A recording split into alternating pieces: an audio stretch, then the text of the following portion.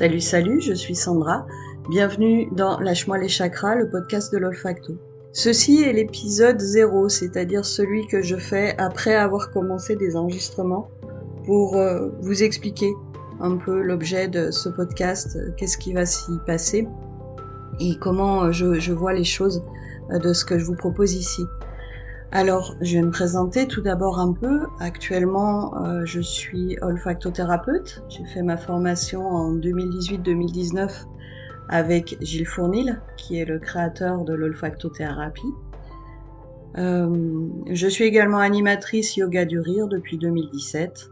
Et puis, j'ai aussi quelques petites techniques annexes dans les mains, dans mes accompagnements de thérapeutes, notamment le détachement des traumatismes par mouvement alterné. Je suis également ambassadrice Psyo, c'est un appareil de luminorelaxothérapie et quelques autres choses.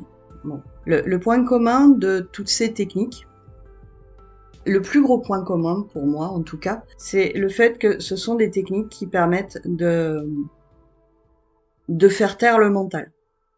Voilà, de passer sur un autre niveau de conscience, sur un autre niveau de réflexion, et de sortir des bavardages mentaux incessants. C'est une prise de conscience que j'ai eue il y a pas si longtemps que ça, hein, finalement. C'est pas en conscience que que je suis allée vers ces techniques-là, mais j'ai pris conscience que personnellement, un de mes plus gros problèmes, entre guillemets, j'aime pas le terme, mais là j'en ai pas d'autre qui vient, c'est que j'ai un cerveau extrêmement bavard qui a une petite tendance à me torturer en me susurrant les mêmes choses à l'oreille à longueur de journée, jour après jour. C'est toujours les mêmes histoires qui, bien sûr, hein, ne me font pas avancer. De toute façon, c'est le principe de ces ruminations mentales, c'est qu'elles nous aident pas ni à se sentir bien, ni à trouver des solutions, ni à avancer dans notre vie. Et du coup, à titre personnel, j'ai besoin de techniques, j'ai besoin d'outils pour sortir de ça et puis me permettre de prendre d'autres voies, de changer de façon de penser, de prendre parfois un point de vue différent et de trouver des solutions. Tant que je reste dans mes ruminations, il n'y a rien qui se passe, ça m'épuise. Et voilà. Donc c'est vraiment le point commun principal des trois techniques dont je vous ai parlé, l'olfacto, le yoga du rire et le psyo là. C'est des choses qui permettent entre autres choses cela. Et c'est voilà, c'est ce qui est important pour moi. Et puis ce sont aussi des techniques, voilà, qui permettent de se mettre en paix pour vivre dans la joie et dans l'enthousiasme, euh, pour s'ouvrir à ce que la vie nous présente et puis le prendre avec le cœur et les bras ouverts et être dans une forme de, de, de joie enfantine de ce qui nous est présenté, même quand c'est pas forcément ce qu'on attendait. Se dire ok, voilà, j'ai tiré cette carte-là dans le jeu de la vie là, à l'heure actuelle, qu'est-ce que j'en fais et comment je transforme ça, plutôt que de là aussi retomber dans des ruminations et dans une posture de victime, qui, vous l'apprendrez au fil des podcasts, n'est pas du tout quelque chose que j'apprécie et que voilà, j'aime bien débusquer toutes les situations dans lesquelles on aura tendance à se mettre en posture de victime et se dire mais non, je ne suis pas victime, je suis créateur. Et comment, du coup, comment je me saisis des choses pour sortir de ça. Bon, voilà, je digresse déjà, hein. Bon, c'est le principe aussi.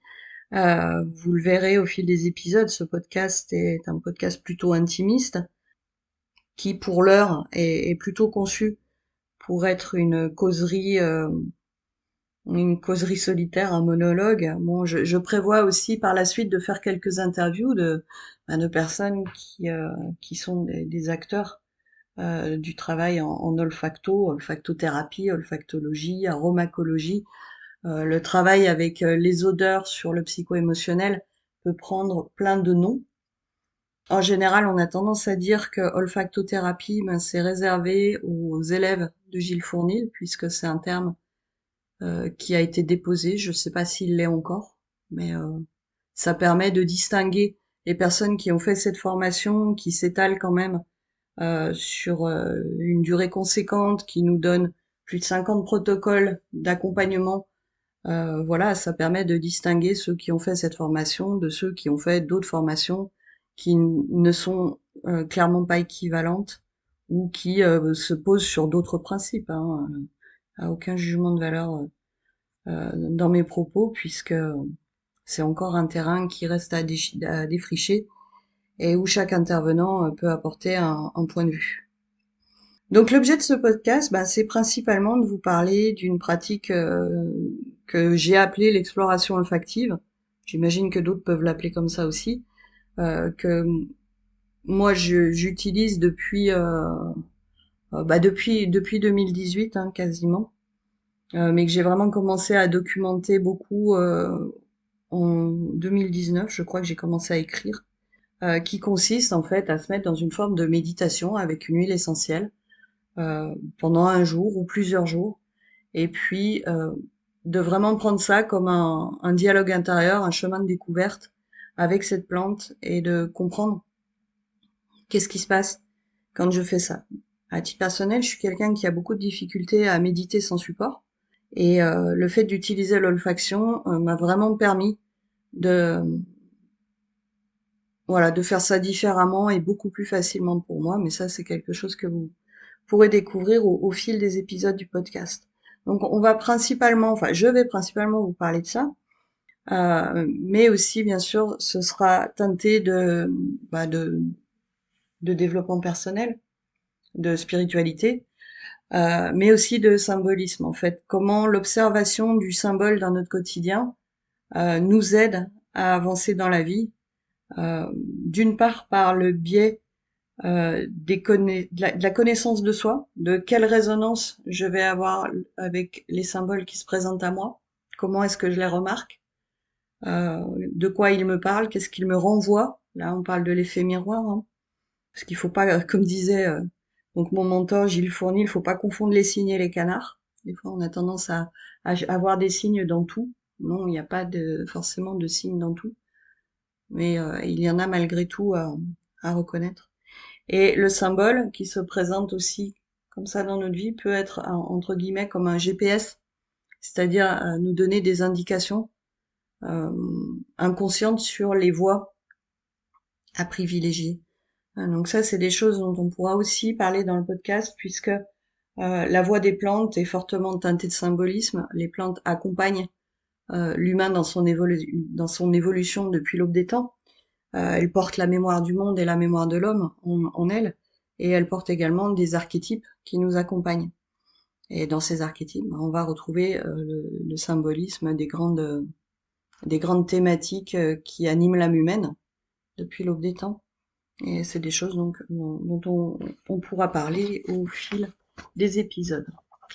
Alors, ceci est l'épisode 0, voilà, où je vous parle des choses. J'ai déjà enregistré les 10 premiers épisodes, donc que je mettrai après, mais du coup qui sont déjà faits, qui m'ont servi un peu de test à ma pratique, qui m'ont servi d'entraînement à